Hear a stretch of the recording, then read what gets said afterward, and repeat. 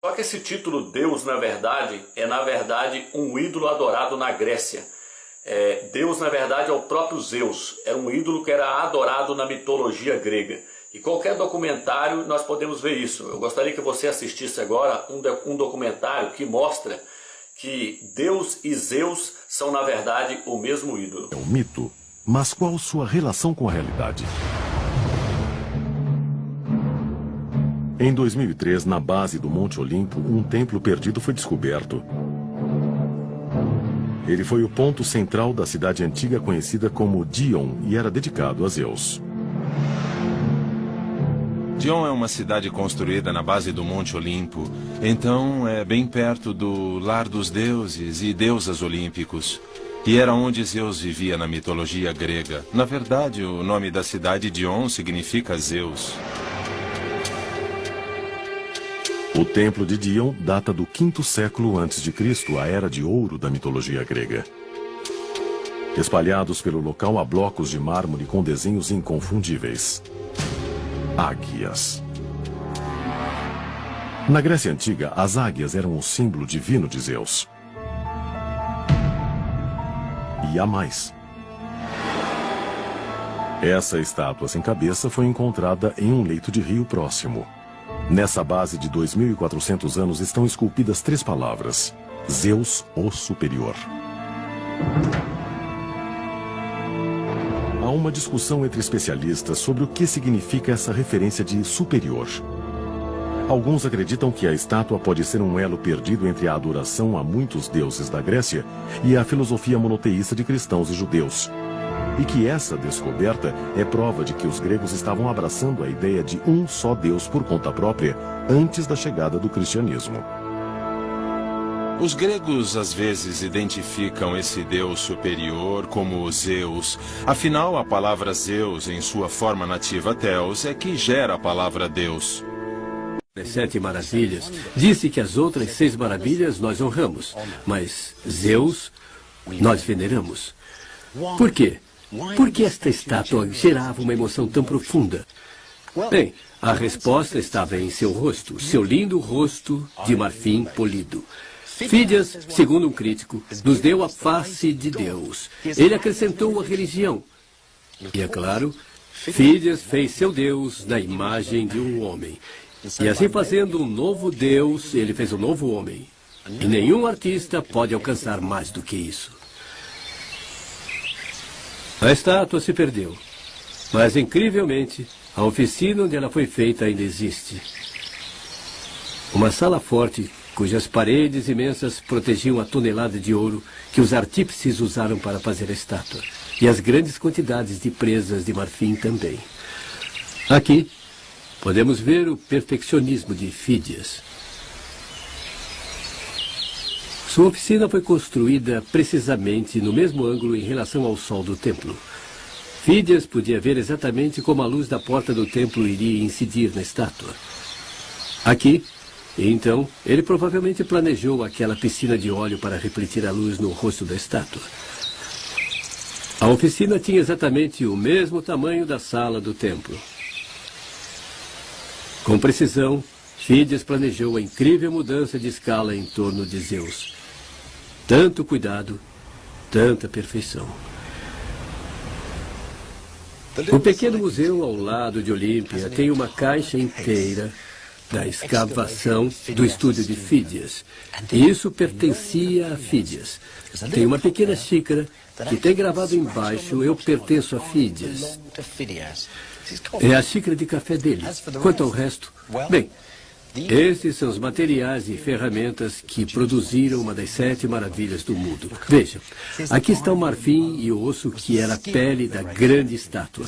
Dá para notar as marcas de serrote nelas. E estes eram os cinzéis e furadeiras que cortaram o marfim e o furaram até que ficasse plano e se prendesse na madeira. Este pequeno martelo é muito interessante. É um martelo de joalheiro. Era usado para trabalhar o ouro.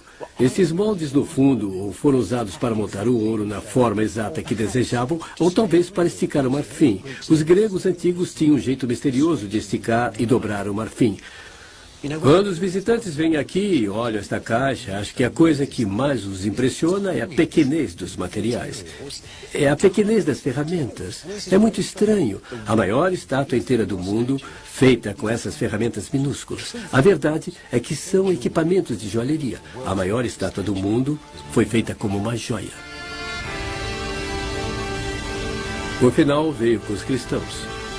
No século IV, os Jogos Olímpicos de Zeus foram encerrados por ordens dos imperadores cristãos. O estúdio de Fídias foi transformado em igreja. A velha Grécia acabara. O grande templo já havia tombado. Suas colunas balançaram num terremoto. Suas pedras foram saqueadas para construir uma fortaleza contra os invasores bárbaros. Com o mundo clássico sendo abandonado, os rios locais se encheram de sedimentos amarelos. E foi isso que protegeu as ruínas de Olímpia, preservando as ferramentas e a xícara de Fídias para nós.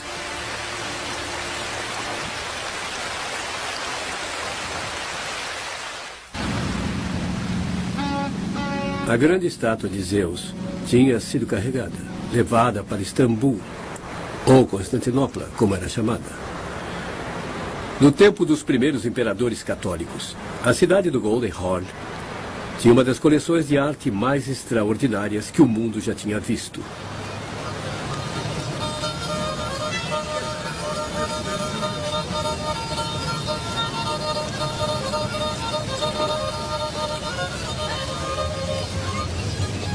Este círculo de tijolos marca a entrada no palácio do devoto cristão eunuco Louses.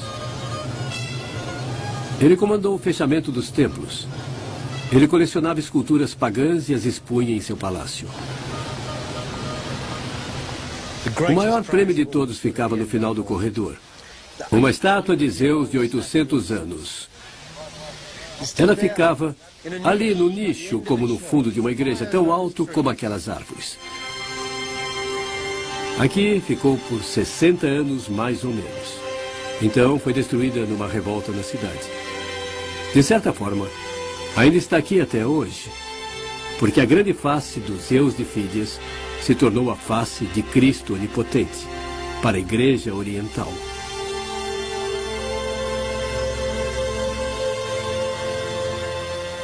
Esta é a pequena igreja de São Xavier em Kora, Istambul, um dos mais belos monumentos bizantinos que sobreviveu. Uma caixa de joias teológica. E aqui está o grande Zeus em suas paredes. Zeus é Cristo, 1000 anos depois que o marfim original virou cinzas do palácio de Louses. Lá está São Pedro segurando as chaves do paraíso. Ele sempre é mostrado assim, como um homem de rosto amedrontado, cabelos longos e crespos e uma barba curta e loira. Agora, vejam São Paulo. Ele sempre é mostrado assim, completamente diferente. Pouco cabelo, testa pronunciada, barba longa e desordenada e um grande nariz de gancho. Qualquer um que viesse à igreja saberia quem eles eram apenas pela forma tradicional de retratá-los. Agora, olhem para cima, sentado em seu trono, o Zeus olímpico, como Cristo. Como é que um deus pagão chegou a assumir a própria imagem de Cristo? Bem, para começar, o Zeus olímpico do Palácio de Louses era uma coisa maravilhosa por si só. E por outro lado, a mesma estátua já tinha assumido a imagem de divindade suprema durante quase 1000 anos. Como você viu aí, agora você assistiu esses vídeos, você pode ter observado que a intenção do diabo é tirar o nome do Eterno que estava nas Escrituras Sagradas, tirar o seu título que significa Criador, e no lugar do nome do Eterno e no lugar do seu título Criador, eles colocaram o nome de ídolos. Por exemplo, nós vimos aí que a palavra Senhor, na verdade, significa Baal, e que Deus, na verdade, vem do ídolo Zeus. Portanto, você pode estar se perguntando, qual é realmente, então, o nome do Eterno? E qual é o nome do seu filho? Por enquanto, estamos falando do nome do Eterno. E aí você pode estar se perguntando, qual é o nome do Eterno? O Eterno, na verdade, ele deixou evidências para nós descobrirmos qual é realmente o seu nome. E essas evidências estão nas próprias escrituras sagradas e está também na arqueologia. E nós vamos estar falando sobre isso agora. Está também no nome do Eterno, por exemplo, está no povo de Israel, né? Que hoje em dia chama de judeus, que na verdade é Yaldins, que significa povo de Yal. Uma outra evidência onde nós podemos encontrar o nome do Eterno é no nome da sua cidade santa, que hoje é conhecida como Jerusalém. Mas o nome, na verdade, não é Jerusalém, é Yal-Shalem. Ali você consegue ver o nome do Eterno, o nome Yal. Está também aqui no nome dos profetas, né, que o próprio Jeremias, que na verdade chama Yarmial, ele disse: eu tenho o prazer de ser chamado pelo seu nome, em Jeremias 15:16. No livro de Números, capítulo 6, versículo 27, nós conseguimos ver várias evidências também. Ali o próprio Eterno disse: coloca o meu nome sobre os filhos de Israel. Não é Israel, porque El é o nome de um ídolo.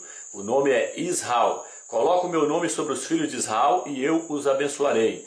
Você conhece hoje o nome do apóstolo Yalhana? Eles o chamam de João, mas o seu nome não é João, é Yalhana. Por quê? Porque ele contém o nome do Eterno. Coloca o meu nome sobre os filhos de Israel e eu os abençoarei. O seu nome não é João, é Yalhana, que significa Yal é gracioso. Elias não é Elias, é Alial. Isaías não é Isaías, é Yasha Ial. Portanto, o nome do Eterno está contido no nome dos profetas. Também foi encontrado a Estela de Teldan, datada aproximadamente 3.000 anos antes do Mashiach, que mostra o nome do rei Acasial, que é muito conhecido hoje como Acasias. A arqueologia também, nós encontramos várias evidências, como o irmão mostrou agora, essa evidência aí do rei Acasias, que na verdade é Acasial, contendo o nome do Eterno. Nós podemos ver também os tabletes babilônicos sobre o rei Joaquim. Seu nome na verdade não é Joaquim. Nos tabletes babilônicos e no dicionário, na página do dicionário, você pode estar observando aí que ali está escrito Ialquim, que significa Ial eleva. Portanto, o nome do rei nunca foi Joaquim, seu nome é Ialquim, provando assim que o nome do Eterno é Ial.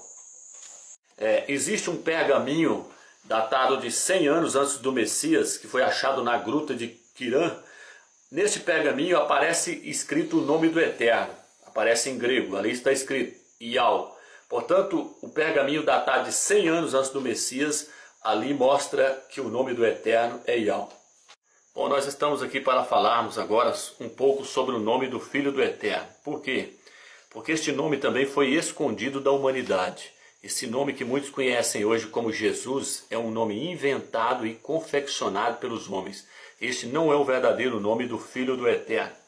No livro de Jeremias, capítulo 11, versículo 19, seu nome na verdade é Yarmial, ali o Filho do Eterno, o próprio Filho do Eterno disse: eu era como um cordeiro que é levado ao matadouro, mas não sabia que eles planejavam projetos contra mim, dizendo: destruamos a árvore com seu fruto para que não haja mais memória do seu nome.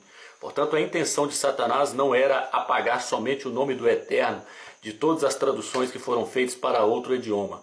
Satanás queria apagar também o nome do Filho do Eterno. A intenção dele era tirar também, banir o nome do Filho do Eterno de todas as traduções que foram feitas para outras línguas. E nós podemos ver que, portanto, esse nome Jesus é um nome que está ocupando o verdadeiro nome do Filho do Eterno. Ele veio para ocultar o verdadeiro nome do Filho do Eterno. O verdadeiro nome do Filho do Eterno é Yalcha. Por que o verdadeiro nome do Filho do Eterno é Yalcha?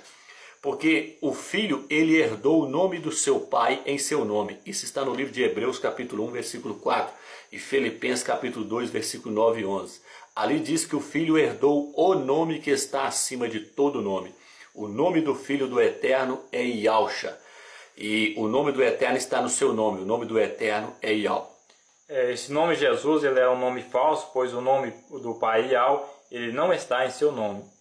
O nome do filho Yalcha, que esse é o nome verdadeiro, o próprio Filho disse: na testa do vencedor estará 3 nomes em um só. Isso está em Apocalipse capítulo 3, versículo 12 e Apocalipse 14, versículo 1. Em Apocalipse capítulo 3, versículo 12, o Filho disse: na testa do vencedor escreverei o nome do meu Pai, o meu nome e o nome da cidade santa. Portanto, para o nome do Filho e para o nome do Eterno ser um nome verdadeiro, o nome deles precisam estar contido no nome da cidade santa. E o nome da cidade santa é Yahushalaim. Portanto, ali contém-se o nome do Eterno, Yahweh, o nome do Filho, Yahusha, e ali contém também-se o nome da cidade santa, Yahushalaim. Como você viu, o nome de Jesus ele é falso, pois ele não herdou o nome do Pai e o seu nome não está na cidade santa. O nome verdadeiro do Filho do Eterno, como nós estamos vendo, que é Yahusha, este é um nome hebraico. O nome Yahusha é um nome hebraico. E esse nome significa Yahweh é a salvação. Ou seja, o Eterno é a salvação.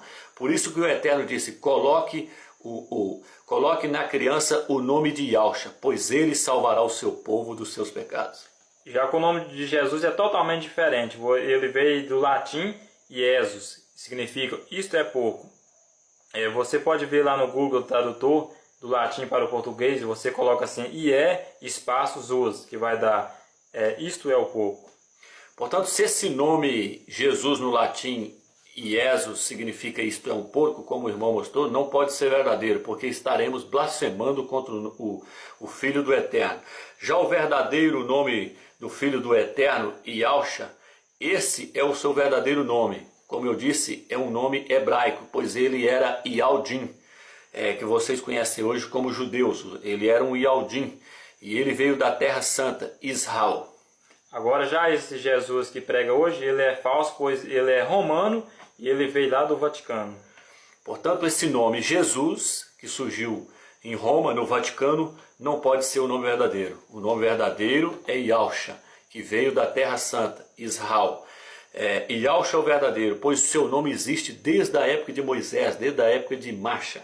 Vocês podem ver que esse Jesus é falso, pois essa letra J do seu nome passou a existir só do ano de 1515, depois do Mashiach. E até hoje não existe no hebraico a letra J. Na verdade, esse nome veio lá do ídolo Esos. Portanto, esse nome Jesus, então, não tem a mesma data do verdadeiro nome do Salvador, Yahusha. Como o irmão mostrou, ele passou a existir só de 1500